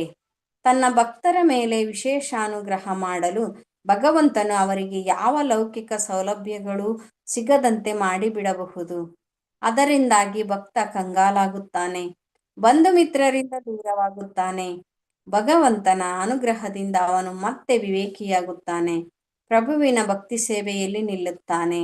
ಅಂತಹ ಪತಿತ ಭಕ್ತರು ವಿಶೇಷ ಅರ್ಹತೆಯುಳ್ಳ ಬ್ರಾಹ್ಮಣ ಕುಟುಂಬಗಳಲ್ಲಿ ಅಥವಾ ಶ್ರೀಮಂತ ವರ್ತಕರ ಕುಟುಂಬಗಳಲ್ಲಿ ಜನ್ಮವೆತ್ತುವ ಅವಕಾಶ ಪಡೆಯುತ್ತಾರೆ ಎಂದು ಭಗವದ್ಗೀತೆಯಲ್ಲಿ ಹೇಳಿದೆ. ಅಂತಹ ಸ್ಥಿತಿಯಲ್ಲಿರುವ ಭಕ್ತನು ಭಗವಂತನಿಂದ ಶಿಕ್ಷಿತನಾಗಿ ಅಸಹಾಯಕ ಸ್ಥಿತಿಯಲ್ಲಿರುವ ಭಕ್ತನಷ್ಟು ಭಾಗ್ಯವಂತನಲ್ಲ. ಹಾಗೆ ಭಗವಂತನ ಇಚ್ಛೆಯಿಂದಾಗಿಯೇ ಅಸಹಾಯಕನಾಗಿರುವ ಭಕ್ತ ಉತ್ತಮ ಕುಟುಂಬಗಳಲ್ಲಿ ಹುಟ್ಟಿದವರಿಗಿಂತ ಹೆಚ್ಚು ಅದೃಷ್ಟವಂತ. ಉತ್ತಮ ಕುಟುಂಬದಲ್ಲಿ ಜನಿಸಿದ ಪತಿತ ಭಕ್ತ ಅಷ್ಟು ಅದೃಷ್ಟವಂತನಲ್ಲವಾದ್ದರಿಂದ ಭಗವಂತನ ಪಾದಕಮಲಗಳನ್ನು ಮರೆಯಬಹುದು. ಆದರೆ ಎಲ್ಲರಿಂದ ಪರಿತ್ಯಕ್ತನಾದ ಭಕ್ತ ಹೆಚ್ಚು ಭಾಗ್ಯವಂತ, ಏಕೆಂದರೆ ತನ್ನನ್ನು ಅಸಹಾಯಕನೆಂದು ಭಾವಿಸಿಕೊಂಡು ಅವನು ಬೇಗನೆ ಭಗವಂತನ ಪಾದಕಮಲಗಳಿಗೆ ಹಿಂದಿರುಗುತ್ತಾನೆ. ಶುದ್ಧವಾದ ಭಕ್ತಿ ಸೇವೆಯು ಆಧ್ಯಾತ್ಮಿಕವಾಗಿ ತುಂಬಾ ಆಸ್ವಾದವಾದದ್ದು. ಅದರಿಂದಾಗಿ ಭಕ್ತನು ತಾನಾಗಿಯೇ ಲೋಕಭೋಗದಲ್ಲಿ ಅನಾಸಕ್ತನಾಗುತ್ತಾನೆ. ಅದು ಭಕ್ತಿ ಸೇವೆಯ ಪ್ರಗತಿ ಪರಿಪಕ್ವವಾದದ್ದರ ಲಕ್ಷಣ. ಶುದ್ಧ ಭಕ್ತನು ನಿರಂತರವಾಗಿ ಶ್ರೀಕೃಷ್ಣನ ಪಾದಪದ್ಮಗಳನ್ನು ಸ್ಮರಿಸುತ್ತಿರುತ್ತಾನೆ. 3 ಲೋಕಗಳ ಐಶ್ವರ್ಯವನ್ನೇ ಕೊಟ್ಟರೂ ಅವನು ತನ್ನ ಪ್ರಭುವನ್ನು ಒಂದು ಕ್ಷಣವೂ ಮರೆಯಲಾರ. ಶ್ಲೋಕ 20. ಇದಂ ಹಿ ವಿಶ್ವಂ ಭಗವಾನಿವೇತರೋ ಯತೋ ಜಗತ್ಸ್ಥಾನ ನಿರೋಧ ಸಂಭವ ತದ್ದಿ ಸ್ವಯಂ ವೇದ ಭವಾಂಸ್ತಥಾಪಿತೆ ಪ್ರಾದೇಶ ಮಾತ್ರಂ ಭವತಾ ಪ್ರದರ್ಶಿತಂ. ಇದಂ ಹಿ ಎಲ್ಲ, ವಿಶ್ವವು, ಭಗವಾನ್ ದೇವೋತ್ತಮ ಪುರುಷನು, ಇವ ಒಂದೇ ಎಂಬಂತೆ, ಇತರ ಬೇರೆಯಾಗಿ, ಯತಃ ಯಾರಿಂದ, ಜಗತ್ ಪ್ರಪಂಚಗಳ ಸ್ಥಾನ ಅಸ್ತಿತ್ವ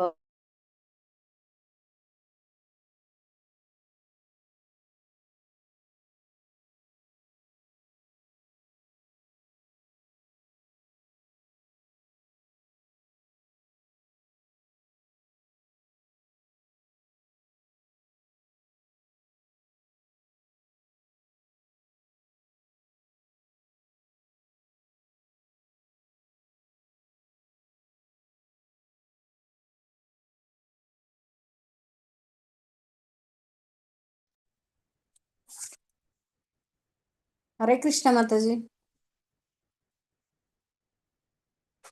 ಹೇಳಿ ಮಾತಾಜಿ. ಕೇಳಿಸ್ತಾ ಇಲ್ಲ ಮಾತಾಜಿ. ಕೇಳಿಸ್ತಿದೆ ಈಗ? ಇವಾಗ ಕೇಳಿಸ್ತಾ ಇದೆ.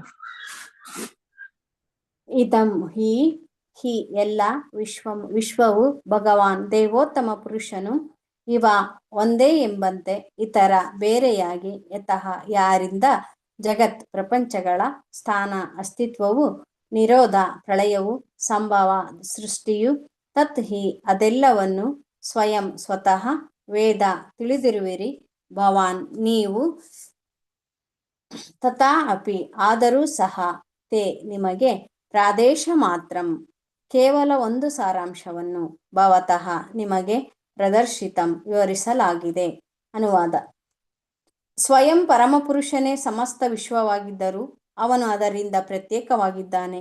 ಈ ವಿಶ್ವ ಅವನಿಂದಲೇ ಮೂಡಿದೆ, ಅವನಲ್ಲಿಯೇ ಇದೆ, ಪ್ರಳಯಾನಂತರ ಅವನೊಳಗೆ ಸೇರುತ್ತದೆ.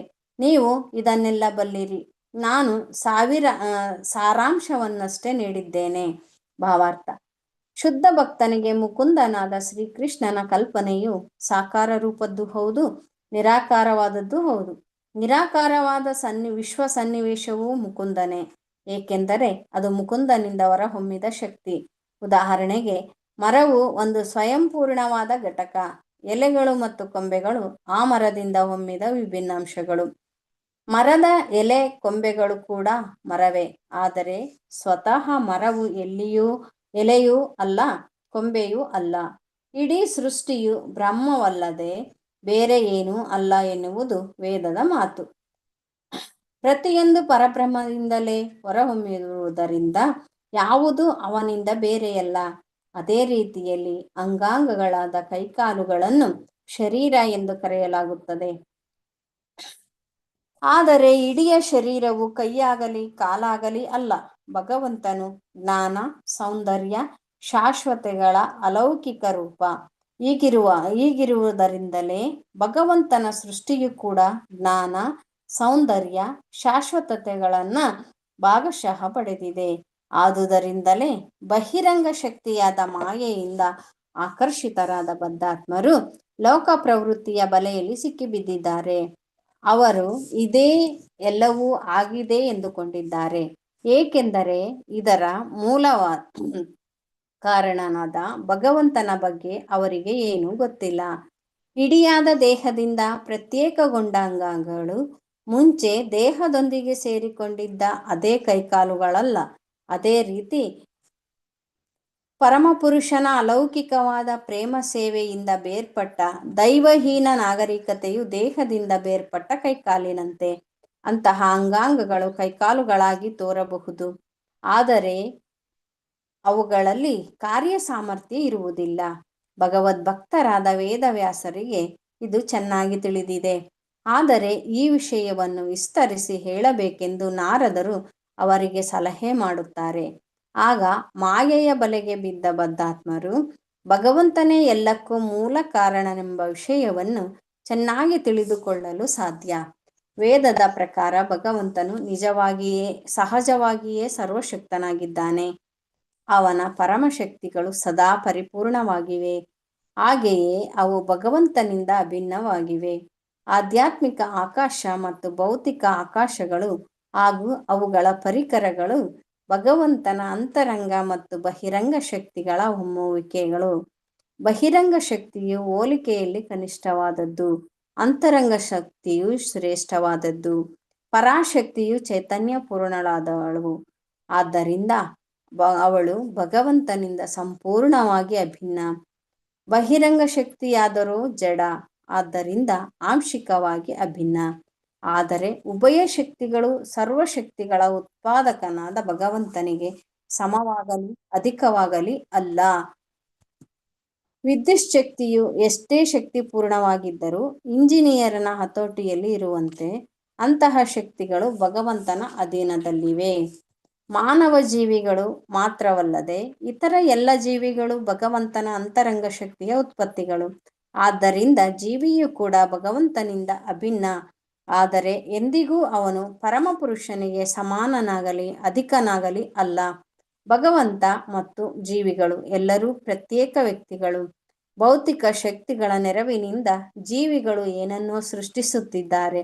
ಆದರೆ ಅವರ ಯಾವ ಸೃಷ್ಟಿಗಳು ಭಗವಂತನ ಸೃಷ್ಟಿಗೆ ಸಮಾನವಾಗಲಿ ಅಧಿಕವಾಗಲಿ ಅಲ್ಲ. ಮಾನವನು ಒಂದು ಪುಟ್ಟ ಸ್ಪುಟ್ನಿಕ್ ತಯಾರಿಸಿ ಅದನ್ನು ಅಂತರಿಕ್ಷಕ್ಕೆ ಎಸೆಯಬಹುದು.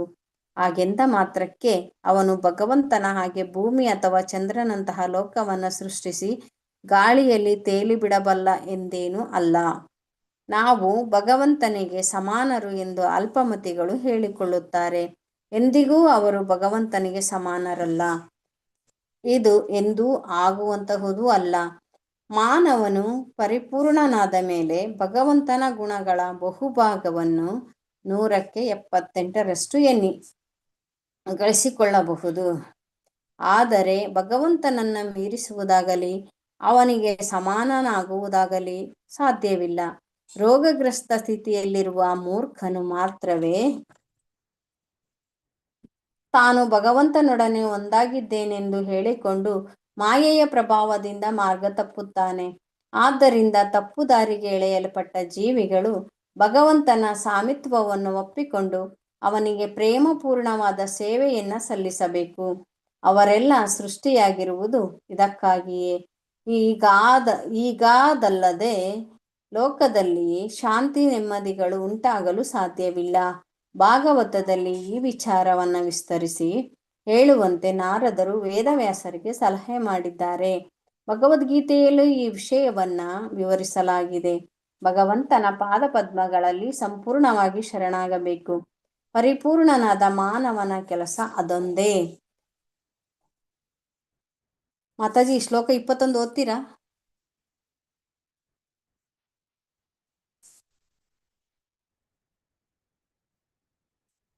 ಮಾತಾಜಿ ಕೇಳಿಸ್ತಿದ್ಯಾ?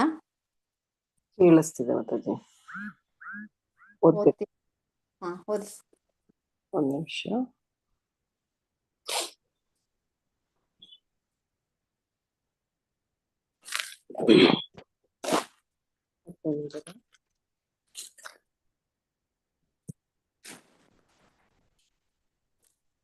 ಸ್ವಮಾತ್ಮಾನಾಂ ಅವೇಹೇ ಅಮೋಘದೃಕ್. ಹರೇ ಕೃಷ್ಣ. ಸ್ವಮಾತ್ಮಾನಂ ಅವೇಹ್ದ್ರಂ ತ್ವಂ ಆತ್ಮನಾತ್ಮಾನಂ ಅವೇಹ ಅಮೋಘದೃಕ್ ಪರಸ್ಯ ಪುಂಸಮರಮಾತ್ಮ ಕಾಲಂ ಹಜಂ ಪ್ರಜಾತ ಜಗತ ಶಿವಯಾತನಂ ಮಹಾನುಭಾವ್ಯುದಯೋದಿಗಾಯಾತಂ. ಪ್ರಿಪೇರ್ ಆಗಿರ್ಲಿಲ್ಲ ನಮ್ಮ ಇಂಟರ್ವ್ಯೂ. ಸರಿ, ಮತ್ತೆ ನಾನು ಹೇಳ್ತೀನಿ ಬಿಡಿ. ಹೇಳ್ತೀನಿ ಬಿಡಿ ಮಾತಾಜಿ. ಹೇಳ್ತೀನಿ ಬಿಡಿ.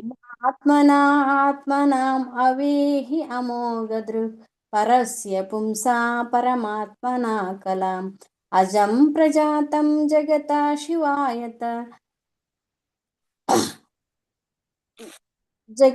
ಶಿವಾಯತ ತತ್ಮಹಾ ಅನುಭಾವ ಅಭ್ಯುದಯ ಅಧಿಗಣ್ಯತಂ. ತ್ವಂ ನೀವು ಆತ್ಮನ ಸ್ವತಃ ನಿಮ್ಮಿಂದಲೇ ಆತ್ಮನಾಂ ಪರಮಾತ್ಮನನ್ನು ಅವೇಹಿ ಕಂಡು ಹಿಡಿದುಕೊಳ್ಳುವಿರಿ. ಅಮೋಘದೃಕ್ ಪರಿಪೂರ್ಣವಾದ ದೃಷ್ಟಿಯುಳ್ಳವರು. ಪರಸ್ಯ ದಿವ್ಯನಾದ ಪುಂಸಃ ದೇವೋತ್ತಮ ಪುರುಷನ ಪರಮಾತ್ಮನ ಕಲಾಂ ಸ್ವಾಂಶವನ್ನು ಅಜಂ ಜನ್ಮರಹಿತರಾದರು ಪ್ರಜಾತಂ ಜನಿಸಿರುವಿರಿ. ಜಗತಃ ಜಗತ್ತಿನ ಶಿವಾಯ ಕಲ್ಯಾಣಕ್ಕಾಗಿ ತತ್ ಆ ಮಹಾ ಅನುಭಾವ ದೇವೋತ್ತಮ ಪುರುಷನಾದ ಶ್ರೀಕೃಷ್ಣನ ಅಭ್ಯುದಯ ಲೀಲೆಗಳನ್ನು ಅಧಿಗಣ್ಯತಾಂ ಹೆಚ್ಚು ವಿವರವಾಗಿ ವರ್ಣಿಸಿರಿ. ಅನುವಾದ: ನೀವು ಪರಿಪೂರ್ಣವಾದ ದರ್ಶನ ಶಕ್ತಿಯುಳ್ಳವರು. ಪರಮಾತ್ಮನ ಸ್ವರೂಪವನ್ನು ನೀವೇ ತಿಳಿಯಬಲ್ಲಿರಿ, ಏಕೆಂದರೆ ನೀವು ಭಗವಂತನ ಶಕ್ತಾರೋಪಿತ ಅವತಾರವಾಗಿದ್ದೀರಿ. ನೀವು ಜನ್ಮರಹಿತರು, ಆದರೂ ಎಲ್ಲ ಮಾನವರ ಕಲ್ಯಾಣಕ್ಕಾಗಿ ಈ ಲೋಕದಲ್ಲಿ ಅವತರಿಸಿದ್ದೀರಿ. ಆದ್ದರಿಂದ ಪರಮಪುರುಷನಾದ ಶ್ರೀಕೃಷ್ಣನ ದಿವ್ಯ ಲೀಲೆಗಳನ್ನು ಹೆಚ್ಚು ಸ್ಪಷ್ಟವಾಗಿ ವರ್ಣಿಸಿ. ಭಾವಾರ್ಥ: ವೇದವ್ಯಾಸರು ಪರಮಪುರುಷನಾದ ಶ್ರೀಕೃಷ್ಣನ ಶಕ್ತಿಯಿಂದ ಆವೇಶಿತವಾದ ಸಮಗ್ರಾಂಶದ ಅವತಾರಿಗಳು. ಅವರು ಲೋಕದ ಪತಿತಾತ್ಮರನ್ನು ಉದ್ಧರಿಸುವ ಸಲುವಾಗಿ ತಮ್ಮ ನಿವ್ಯಾಜ ಕರುಣೆಯಿಂದ ಅವತರಿಸಿದವರು. ಪತಿತಾತ್ಮರು ಮತ್ತು ಭಗವಂತನನ್ನು ಮರೆತ ಚೇತನಗಳು ಅವನ ಭಕ್ತಿ ಸೇವೆಯಿಂದ ಬೇರೆಯಾಗಿದ್ದಾರೆ. ಜೀವಿಗಳೆಲ್ಲ ಭಗವಂತನ ವಿಭಿನ್ನಾಂಶರು, ಶಾಶ್ವತವಾಗಿ ಭಗವಂತನ ದಾಸರು. ಆದ್ದರಿಂದ ವೇದ ಸಾಹಿತ್ಯವೆಲ್ಲ ಪತಿತಾತ್ಮರ ಕಲ್ಯಾಣಕ್ಕಾಗಿ ವ್ಯವಸ್ಥೆಗೊಂಡಿದೆ. ಅಂತಹ ಸಾಹಿತ್ಯದ ಉಪಯೋಗ ಪಡೆದು ಲೋಕ ಜೀವನದ ಬಂಧನದಿಂದ ಪಾರಾಗುವುದು ಪತಿತಾತ್ಮರ ಕರ್ತವ್ಯ. ನಾರದರು ವೇದವ್ಯಾಸರ ಗುರುಗಳಾಗಿರುವುದು ಕೇವಲ ಔಪಚಾರಿಕ. ವೇದವ್ಯಾಸರು ಆಧ್ಯಾತ್ಮಿಕ ಗುರುವೊಬ್ಬನನ್ನು ಅವಲಂಬಿಸಿದವರಲ್ಲ. ವಾಸ್ತವವಾಗಿ ಅವರೇ ಬೇರೆ ಎಲ್ಲರ ಗುರುಗಳು. ಆದರೆ ಅವರು ಆಚಾರ್ಯರಾಗಿ ಕೆಲಸ ಮಾಡುತ್ತಿದ್ದಾರೆ. ವ್ಯಕ್ತಿಯು ಸ್ವಯಂ ಭಗವಂತನೇ ಆದರೂ ಅವನಿಗೆ ಒಬ್ಬ ಗುರು ಇರಬೇಕು ಎನ್ನುವ ವಿಷಯವನ್ನು ಅವರು ತಮ್ಮ ವರ್ತನೆಯಿಂದ ಬೋಧಿಸಿದ್ದಾರೆ. ಶ್ರೀಕೃಷ್ಣ, ಶ್ರೀರಾಮ, ಶ್ರೀ ಚೈತನ್ಯ ಮಹಾಪ್ರಭು ಇವರೆಲ್ಲ ಭಗವಂತನ ಅವತಾರಗಳೇ. ತಮ್ಮ ಅಲೌಕಿಕ ಪ್ರಕೃತಿಯಿಂದಾಗಿಯೇ ಅವರು ಎಲ್ಲ ಜ್ಞಾನವನ್ನ ಅರಿತಿದ್ದರು. ಆದರೂ ಅವರು ಸಾಂಪ್ರದಾಯಿಕವಾಗಿ ಗುರುಗಳನ್ನು ಸ್ವೀಕರಿಸಿದರು. ಸಾಮಾನ್ಯ ಜನರನ್ನ ದೇವರ ಪಾದಪದ್ಮಗಳ ಕಡೆಗೆ ತಿರುಗಿಸಲು ಸ್ವಯಂ ಶ್ರೀಕೃಷ್ಣನೇ ವೇದವ್ಯಾಸರ ರೂಪದಲ್ಲಿ ಭಗವಂತನ ದಿವ್ಯ ಲೀಲೆಗಳನ್ನು ವರ್ಣಿಸಿದ್ದಾನೆ. ಶ್ಲೋಕ 22. ಇದಂ ಹಿ ಪುಂಸ ತಪಸಾ ಶ್ರುತಸ್ಯ ವಾ ಸ್ವಿಷ್ಟಸ್ಯ ಸೂಕ್ತಸ್ಯ ಚ ಬುದ್ಧಿದತ್ತಯೋ ಅವಿಚ್ಯೋತ್ತರ್ಥ ಕವಿಭಿರ್ನಿರೂಪಿತೋ ಯದುತ್ತಮ ಶ್ಲೋಕ ಗುಣಾನುವರ್ಣನಂ. ಇದಂ ಹಿ ಖಂಡಿತವಾಗಿಯೂ ಪುಂಸ ಪ್ರತಿಯೊಬ್ಬರ ತಪಸ್ಸಃ ತಪಸ್ಸಿನ ಪ್ರಭಾವದಿಂದ, ಶ್ರುತಸ್ಯ ವೇದಗಳ ಅಧ್ಯಯನದ ಪ್ರಭಾವದಿಂದ, ವಾ ಅಥವಾ ಸ್ವಿಷ್ಟಸ್ಯ ಯಜ್ಞದಿಂದ, ಸೂಕ್ತಸ್ಯ ಆಧ್ಯಾತ್ಮಿಕ ಶಿಕ್ಷಣದಿಂದ, ಚ ಮತ್ತು ಬುದ್ಧಿ ಜ್ಞಾನ ಸಂಸ್ಕಾರದಿಂದ, ದತ್ತಯೋ ದಾನಗಳಿಂದ, ಅವಿಚ್ಯುತ ಅಸ್ಖಲಿತ ಅರ್ಥ ಆಸಕ್ತಿಯು, ಕವಿಬಿ ಮಾನ್ಯನಾದ ವಿದ್ವಾಂಸನಿಂದ, ನಿರೂಪಿಸಲ್ಪಟ್ಟಿದೆ. ಯತ್ ಯಾವ ಉತ್ತಮ ಶ್ಲೋಕ ಉತ್ತಮವಾದ ಶ್ಲೋಕಗಳಿಂದ ವರ್ಣಿತನಾದ ಭಗವಂತನ ಗುಣ ಅನುವರ್ಣನಂ ದಿವ್ಯ ಗುಣಗಳ ವರ್ಣನೆಯು. ಅನುವಾದ: ಜ್ಞಾನ ಸಾಧನೆಯ ನಿಶ್ಚಿತ ಉದ್ದೇಶಗಳೆಂದರೆ ತಪಸ್ಸು, ವೇದಾಧ್ಯಯನ, ಯಜ್ಞ, ಸ್ತೋತ್ರ ಪಠಣ ಮತ್ತು ದಾನ.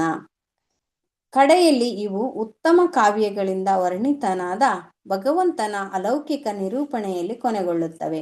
ಇದನ್ನು ವಿದ್ವಾಂಸರು ಖಚಿತವಾಗಿ ತೀರ್ಮಾನಿಸಿದ್ದಾರೆ. ಭಾವಾರ್ಥ: ಮಾನವನ ಬುದ್ಧಿಶಕ್ತಿಯು ಕಲೆ, ವಿಜ್ಞಾನ, ತತ್ವಶಾಸ್ತ್ರ, ಭೌತಶಾಸ್ತ್ರ, ರಸಾಯನಶಾಸ್ತ್ರ, ಮನಃಶಾಸ್ತ್ರ, ಅರ್ಥಶಾಸ್ತ್ರ, ರಾಜ್ಯಶಾಸ್ತ್ರ ಮೊದಲಾದವುಗಳ ಜ್ಞಾನದ ಬೆಳವಣಿಗೆಗಾಗಿ ಇದೆ. ಅಂತಹ ಜ್ಞಾನದ ಸಂಸ್ಕಾರದಿಂದಾಗಿ ಮಾನವ ಸಮಾಜವು ಬಾಳಿನ ಪರಿಪೂರ್ಣತೆಯನ್ನು ಸಾಧಿಸಬಹುದು. ಬಾಳಿನ ಈ ಸಂಪೂರ್ಣತೆಯು ಪರಮಚೇತನನಾದ ವಿಷ್ಣುವಿನ ಸಾಕ್ಷಾತ್ಕಾರದಲ್ಲಿ ಕೊನೆ ಮುಟ್ಟುತ್ತದೆ. ಆದ್ದರಿಂದ ಜ್ಞಾನದಲ್ಲಿ ಮುಂದುವರಿದವರು ಭಗವಂತನಾದ ವಿಷ್ಣುವನ್ನು ಸೇವಿಸಲು ಬಯಸಬೇಕೆಂದು ಶ್ರುತಿಯು ನಿರ್ದೇಶಿಸುತ್ತದೆ. ದುರ್ದೈವವೆಂದರೆ ಯಾರು ವಿಷ್ಣು ಮಾಯೆಯ ಬಾಹ್ಯ ಸೌಂದರ್ಯಕ್ಕೆ ಮರುಳಾಗಿದ್ದಾರೋ ಅವರಿಗೆ ಆತ್ಮ ಸಾಕ್ಷಾತ್ಕಾರ ಅಥವಾ ಪರಿಪೂರ್ಣತೆಯ ಕೊನೆ ವಿಷ್ಣುವನ್ನೇ ಅವಲಂಬಿಸಿದೆ ಎನ್ನುವುದು ತಿಳಿದಿಲ್ಲ. ವಿಷ್ಣು ಮಾಯೆ ಎಂದರೆ ಇಂದ್ರಿಯ ಭೋಗ. ಇಂದ್ರಿಯ ಭೋಗವು ತಾತ್ಕಾಲಿಕವೂ ದುಃಖಕರವೂ ಆಗಿದೆ. ವಿಷ್ಣು ಮಾಯೆಯ ಬಲೆಗೆ ಬಿದ್ದವರು ಜ್ಞಾನಾಭಿವೃದ್ಧಿಯನ್ನ ಇಂದ್ರಿಯ ಭೋಗಕ್ಕೆ ಬಳಸಿಕೊಳ್ಳುತ್ತಾರೆ.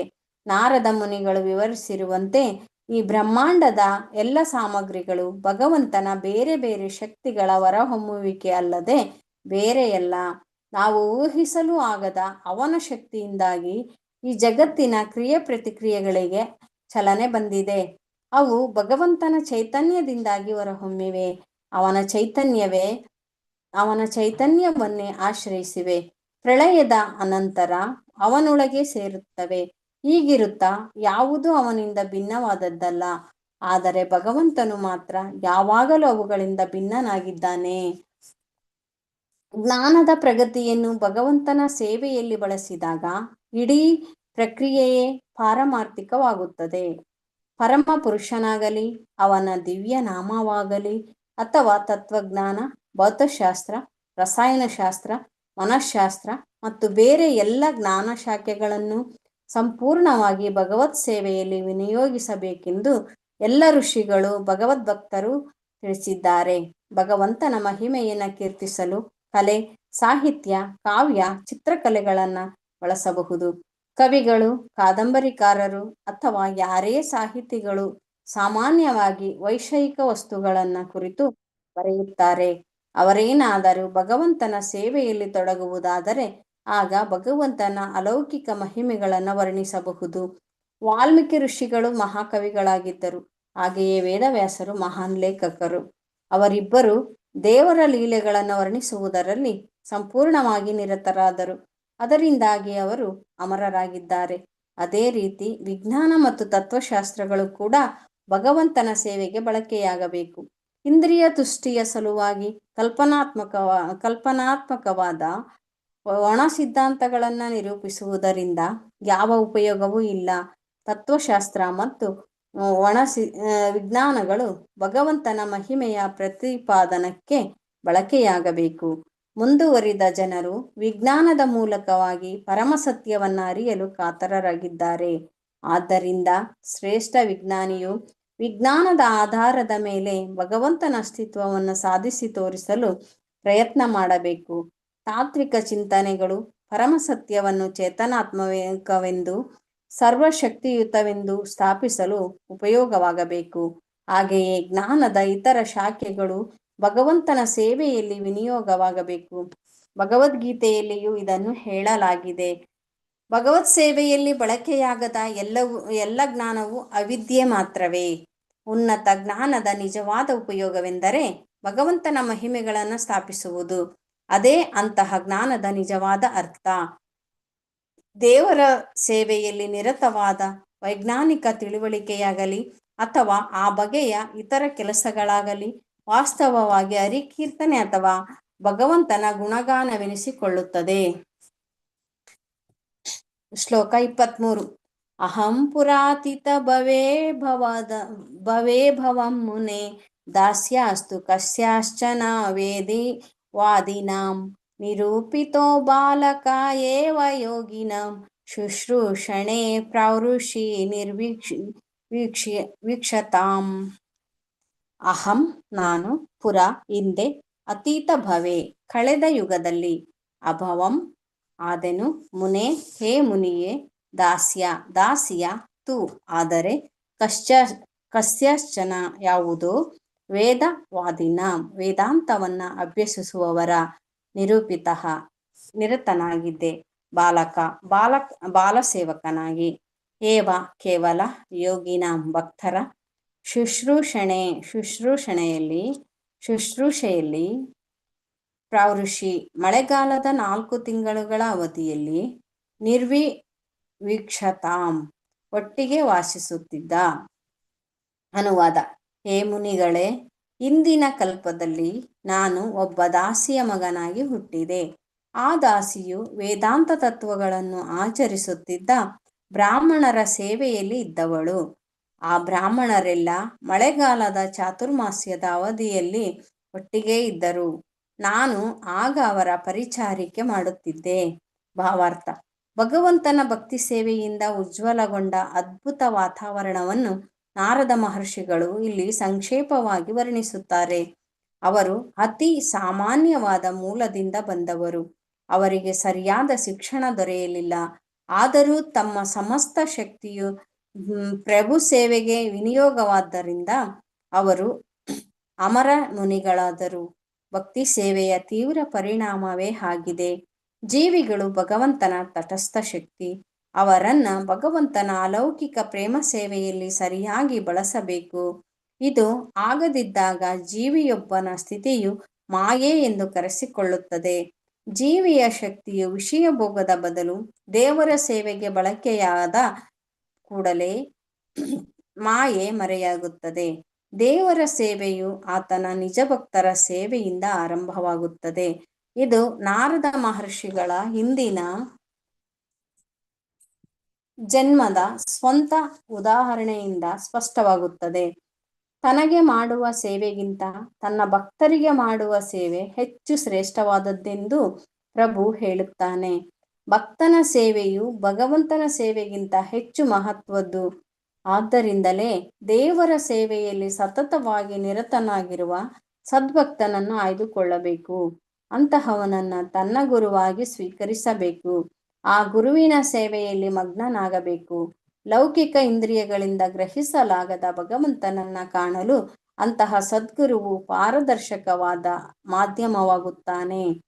ಗುರುವಿಗೆ ಸಲ್ಲಿಸಿದ ಸೇವೆಗೆ ತಕ್ಕ ಪ್ರಮಾಣದಲ್ಲಿ ಭಗವಂತನು ಭಕ್ತನಿಗೆ ಪ್ರಕಟವಾಗುತ್ತಾನೆ.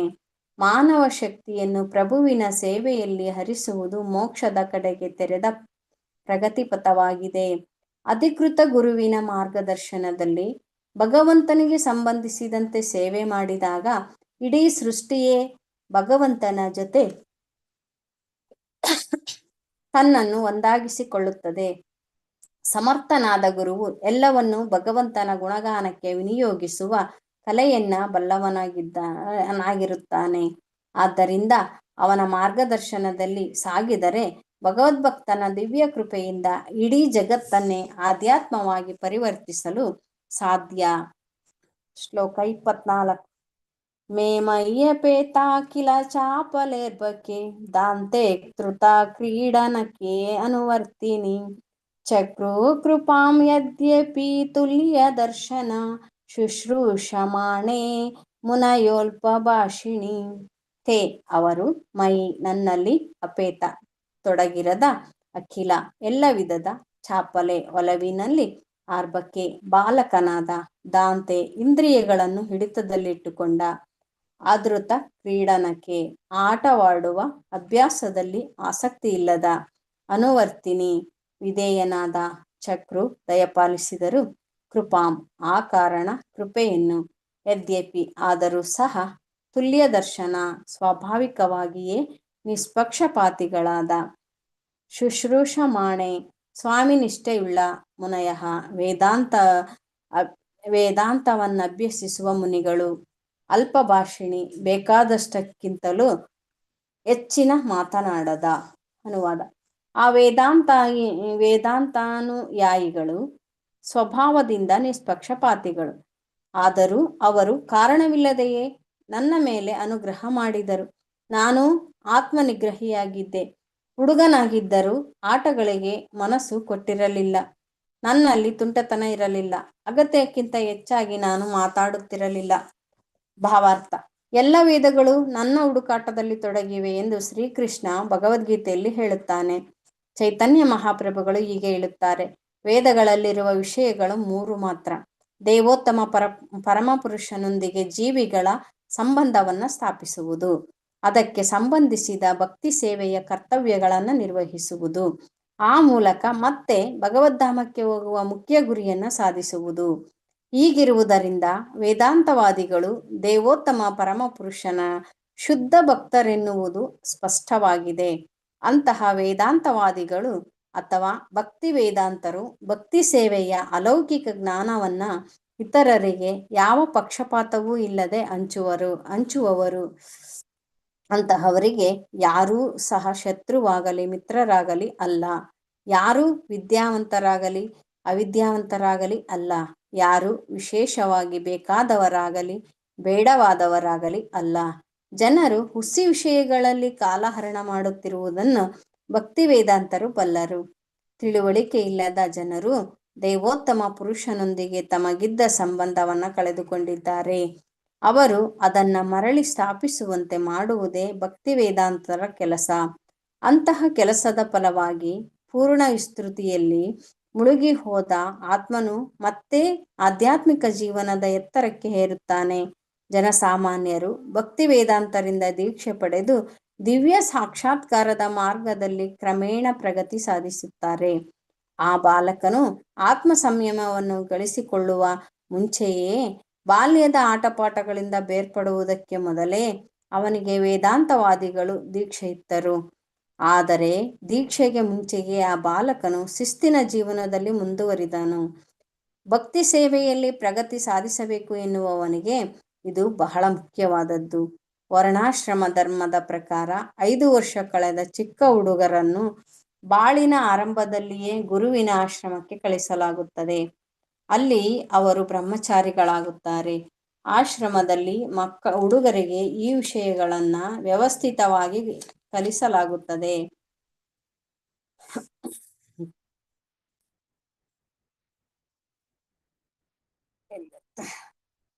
ಅವರು ರಾಜನ ಮಕ್ಕಳೇ ಆಗಿರಲಿ ಅಥವಾ ಸಾಮಾನ್ಯ ನಾಗರಿಕರ ಮಕ್ಕಳೇ ಆಗಿರಲಿ ಅವರ ನಡುವೆ ವ್ಯತ್ಯಾಸ ಮಾಡುವುದಿಲ್ಲ.